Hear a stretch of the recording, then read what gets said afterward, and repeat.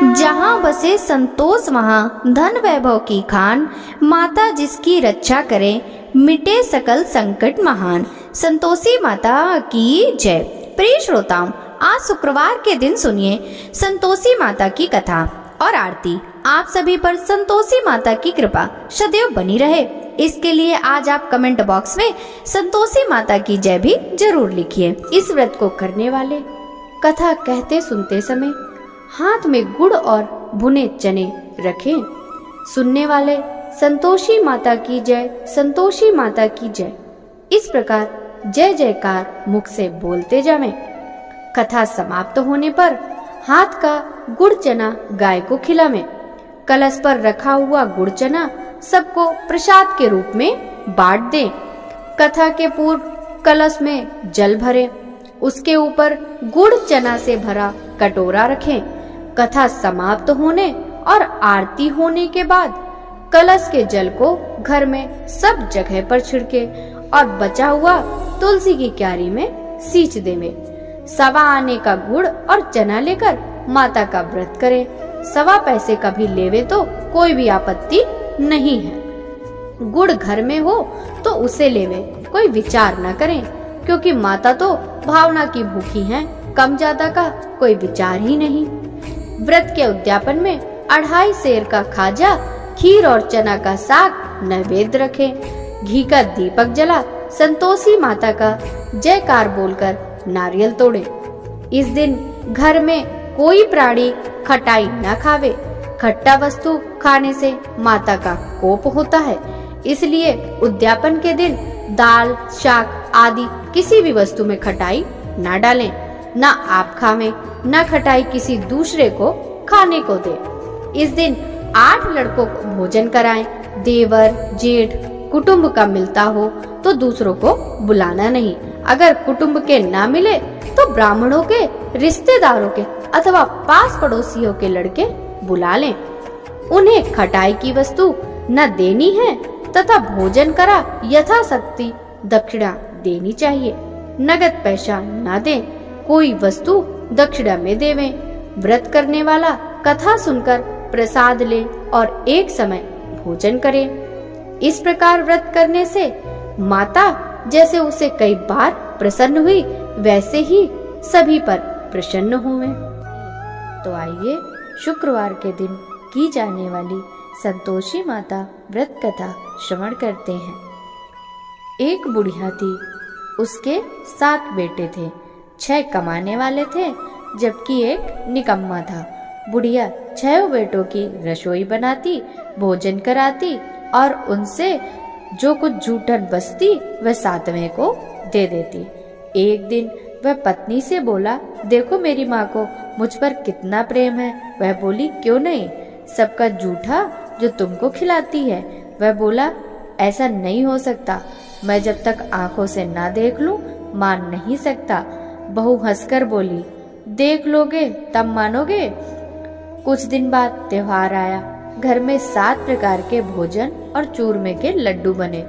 वह जांचने को सिर दुखने का बहाना कर पतला वस्त्र सिर पर ओढ़े रसोई घर में सो गया।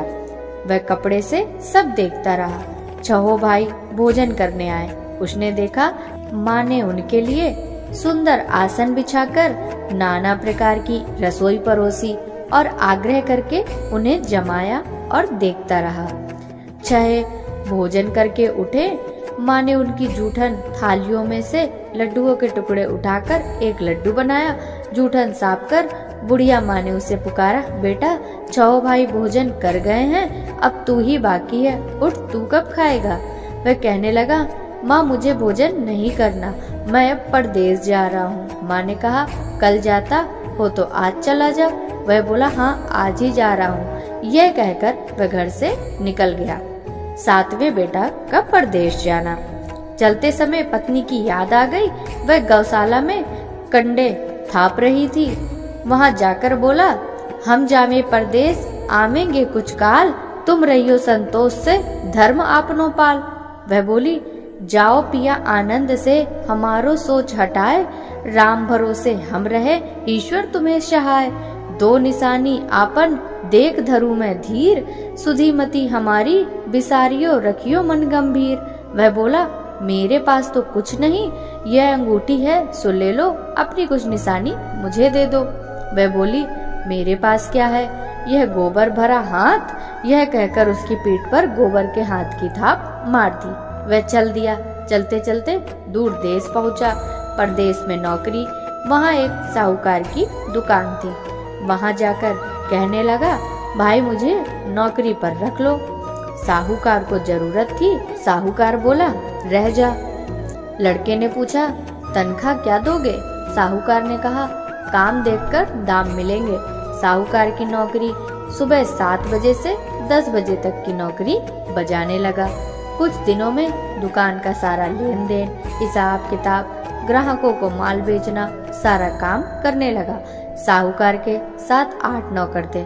वे सब चक्कर खाने लगे कि यह तो बहुत होशियार बन गया। सेठ ने भी काम देखा और 3 महीने में उसे आधे मुनाफे का हिस्सेदार बना दिया। वह कुछ वर्ष में ही नामी सेठ बन गया और मालिक सारा कारोबार उस पर छोड़कर चला गया। पति की अनुपस्थिति में सास का अत्याचार। इधर उसकी पत्नी को सास ससुर दुख देने लगे। सारी गृहस्थी का काम करा के उसे लकड़ी लेने जंगल में भेजते। इस बीच घर के आटे से जो भूसी निकलती उसकी रोटी बनाकर रख दी जाती और फूटे नारियल की नारेली में पानी। एक दिन वह लकड़ी लेने जा रही थी। रास्ते में बहुत सी स्त्रियां संतोषी माता का व्रत करती दिखाई दी। संतोषी माता का व्रत। वहाँ वह खड़ी होकर कथा सुनने लगी और पूछा, बहनों तुम किस देवता का व्रत कर रही हो? उसके करने से क्या फल मिलता है? यदि तुम इस व्रत का विधान मुझे समझाकर कहोगे तो मैं तुम्हारा बड़ा एहसान मानूंगी। तब उनमें से एक स्त्री बोली, सुनो, यह संतोषी माता का व्रत है। इसके करने से निर्धनता दरिद्रता का नाश होता है और जो कुछ मन में कामना हो सब संतोषी माता की कृपा से पूरी होती है। तब उसने उससे व्रत की विधि पूछी। संतोषी माता व्रत विधि। वह भक्तिन स्त्री बोली, 1.25 आने का गुड़ चना लेना, इच्छा हो तो 5.25 आने का लेना, या 1.25 रुपये का भी सहूलियत के अनुसार लाना। बिना परेशानी और श्रद्धा व प्रेम से जितना भी बन पड़े सवाया लेना। प्रत्येक शुक्रवार को निराहार रहकर कथा सुनना। इसके बीच क्रम टूटे नहीं, लगातार नियम पालन करना। सुनने वाला कोई ना मिले तो घी का दीपक जला उसके आगे या जल के पात्र में सामने रखकर कथा कहना। जब कार्य सिद्ध ना हो नियम का पालन करना और कार्य सिद्ध हो जाने पर व्रत का उद्यापन करना। 3 मास में माता फल पूरा करती हैं। यदि किसी ग्रह के खोटे भी हों तो भी माता वर्ष भर में कार्य सिद्ध कर देती हैं। फल सिद्ध होने पर उद्यापन करना चाहिए, बीच में नहीं करना चाहिए। उद्यापन में 2.5 सेर आटे का खाजा तथा इसी परिणाम से खीर तथा चने का साग बनाना चाहिए। 8 लड़कों को भोजन कराना। जहाँ तक मिले देवर जेठ भाई बंधु के हों, ना मिले तो रिश्तेदारों और पास पड़ोसियों को बुलाना, उन्हें भोजन करा, यथाशक्ति दक्षिणा दे, माता का नियम पूरा करना। उस दिन घर में खटाई न खाना। यह सुन बुढ़िया के लड़के की बहू चल दी। व्रत का प्रण करना और माँ संतोषी का दर्शन देना। रास्ते में लकड़ी के बोझ को बेच दिया और उन पैसों से गुड़ चना ले माता के व्रत की तैयारी कर आगे चली और सामने मंदिर देखकर पूछने लगी, यह मंदिर किसका है? सब कहने लगे, संतोषी माता का मंदिर है। यह सुनकर माता के मंदिर में जाकर चरणों में लौटने लगी, दीन हो विनती करने लगी, माँ मैं निपट अज्ञानी हूँ, व्रत के कुछ भी नियम नहीं जानती, मैं दुखी हूँ, हे माता जगत जननी मेरा दुख दूर कर, मैं तेरी शरण में हूँ। माता को दया आई। एक शुक्रवार बीता कि दूसरे को उसके पति का पत्र आया और तीसरे शुक्रवार को उसका भेजा हुआ पैसा आ पहुँचा। यह देख जेठ जिठानी मुँह सिकोड़ने लगे, लड़के ताने देने लगे, काकी के पास पत्र आने लगे, रुपया आने लगा, अब तो काकी की खातिर बढ़ेगी। बेचारी सरलता से कहती, भैया कागज आवे रुपया आवे, हम सबके लिए अच्छा है। ऐसा कहकर आंखों में आंसू भरकर संतोषी माता के मंदिर में आप मातेश्वरी के चरणों में गिरकर रोने लगी। माँ, मैंने तुमसे पैसा कम मांगा है, मुझे पैसों से क्या काम है, मुझे तो अपने सुहाग से काम है, मैं तो अपने स्वामी के दर्शन मांगती हूँ। तब माता ने प्रसन्न होकर कहा, जा बेटी, तेरा स्वामी आएगा। यह सुनकर खुशी से बावली होकर घर में जाकर काम करने लगी। अब संतोषी माँ विचार करने लगी, इस भोली पुत्री को मैंने कह तो दिया कि तेरा पति आएगा, लेकिन कैसे, वह तो इसे स्वप्न में भी याद नहीं करता, उसे याद दिलाने तो मुझे ही जाना पड़ेगा। इस तरह माताजी उस बुढ़िया के बेटे के पास जा स्वप्न में प्रकट हो कहने लगी, साहूकार के बेटे सो रहा है या जागता है?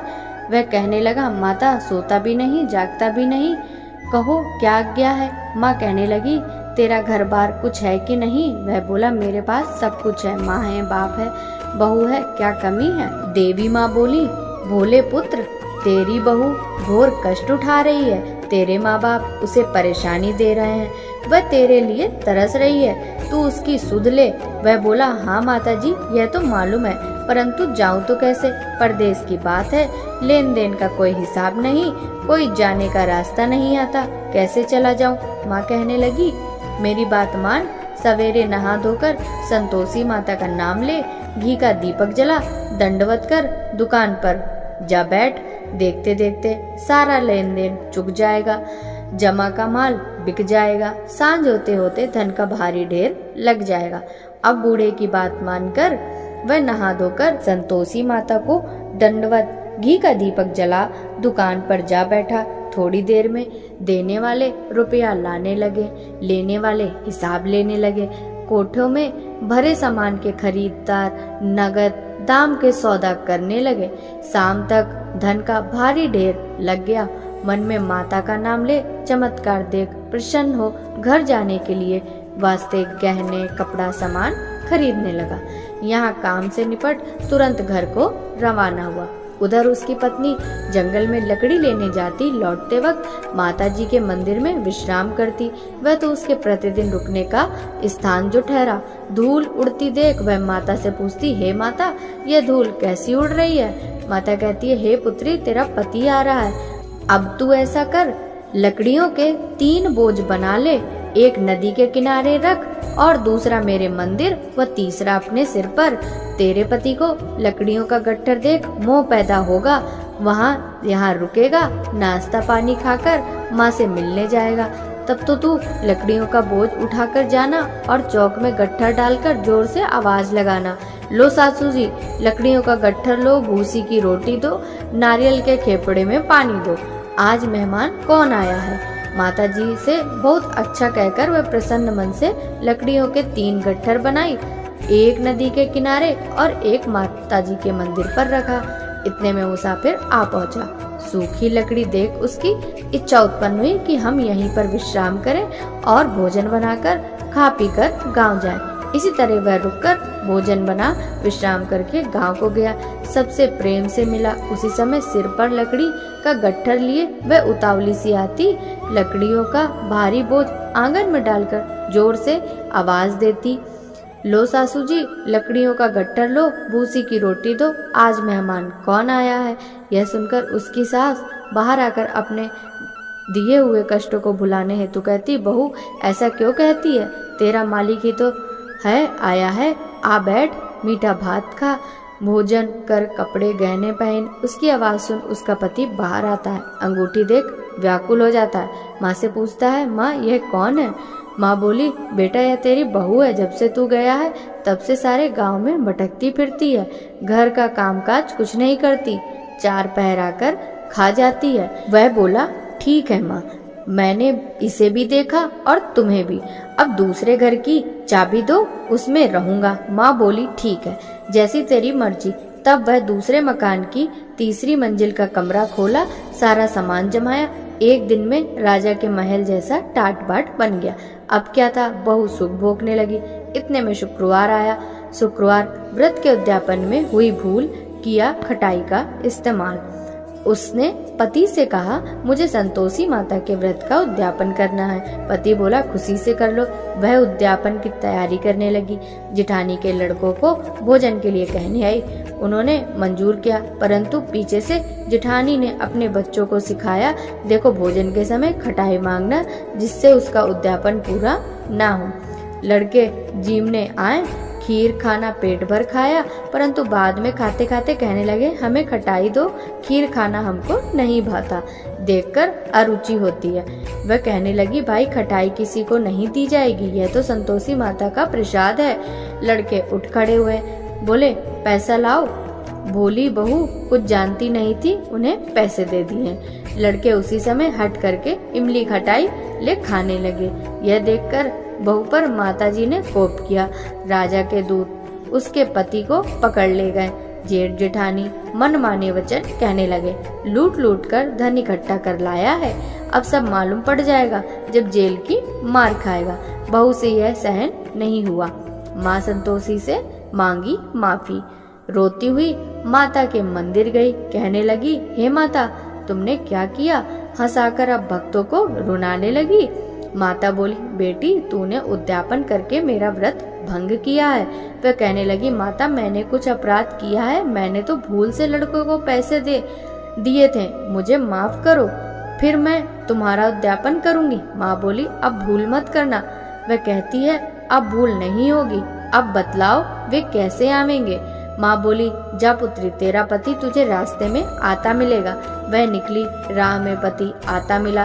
वह पूछी, कहाँ गए थे? वह कहने लगा, इतना धन जो कमाया है उसका टैक्स राजा ने मांगा था, वह भरने गया था। वह प्रसन्न हो बोली, भला हुआ, अब घर को चलो। कुछ दिन बाद फिर शुक्रवार आया, फिर किया व्रत का उद्यापन। वह बोली, मुझे फिर माता का उद्यापन करना है। पति ने कहा, करो।